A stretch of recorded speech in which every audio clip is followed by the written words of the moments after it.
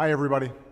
This Labor Day weekend, as we gather with family and friends, we'll also come together as a nation to honor some of our own, the working men and women of America, who across the generations built this country up and helped make us who we are today.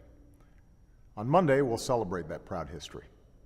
We'll pay tribute to the values working Americans embody: hard work, responsibility, sacrifice, looking out for one another. And we also need to recommit ourselves to their cause, to securing for them a better bargain so that everyone who works hard in America has a chance to get ahead. You see, over the past 4.5 years, we've fought our way back from the worst recession of our lifetimes. And thanks to the grit and resilience of the American people, we've begun to lay a foundation for stronger, more durable economic growth. But as any working family will tell you, we're not yet where we need to be. For over a decade, working Americans have seen their wages and income stagnate, even as corporate profits soar and the pay of a fortunate few explodes. For even longer than that, inequality has steadily risen.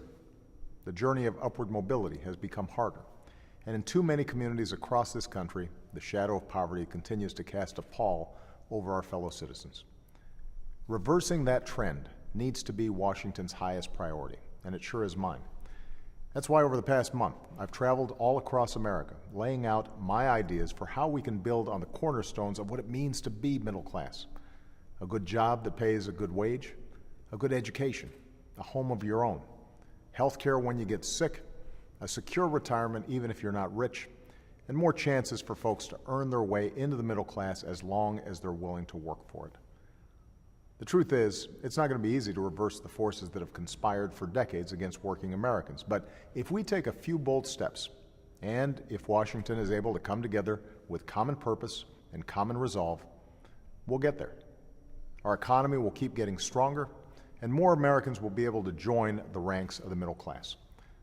So this Labor Day, while you're out there grilling in the backyard or taking the final trip for the summer, I hope you'll also take a moment to reflect on the many contributions of our working men and women. For generations, it was the great American middle class that made our economy the envy of the world. And as long as I'm president, I'm going to keep fighting to make sure that happens again. Thanks, and have a great weekend.